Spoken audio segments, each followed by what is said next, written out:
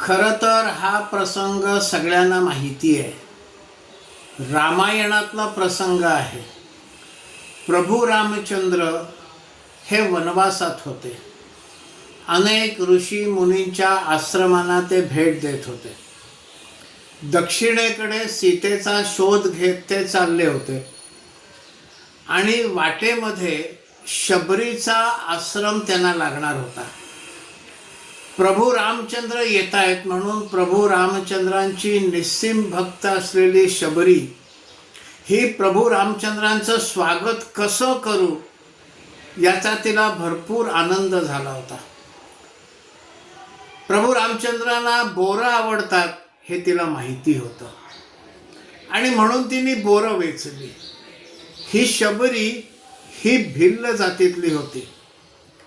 प्रभू रामचंद्र येणार म्हणून तिने आपला आश्रम, आपली कुटी ही सजवली आणि प्रभू रामचंद्रांची वाट पाहत राहिली. प्रभू रामचंद्र आणि त्यांच्यासोबत लक्ष्मण हे दोघं शबरीच्या कुटीशी पोचले. शबरीने एका परडीमध्ये प्रभू रामचंद्रांच्या समोर बोरं ठेवली, बोरं खाण्यासाठी. त्या प्रत्येक बोरावर बोर चावल्याचं दातांचं चिन्ह दिसत होतं.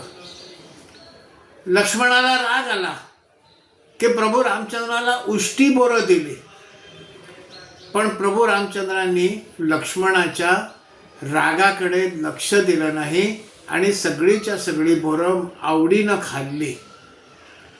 ती जी दाताची चिन्ह होती ती पाहून लक्ष्मणाला शबरीनं उष्टी बोरं दिली असा राग आला.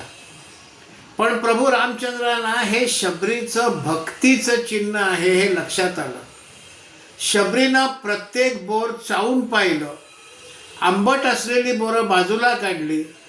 माझ्या रामाला मी आंबट बोरं खाऊन देणार नाही, माझ्या रामाला मी गोड बोरं देईन असं म्हणून गोड बोरं तिने रामाला दिली. त्याच्यावर तिच्या दाताचे निशाण होते. शबरीची भक्ती ही प्रभू रामचंद्रांना कळली. तिची जात काय, ती उष्टी आहेत का त्याचा विचार त्यांनी केला नाही. शबरीच्या भक्तीशी प्रभू रामचंद्र समरस झाले होते. यालाच म्हणतात समरसता.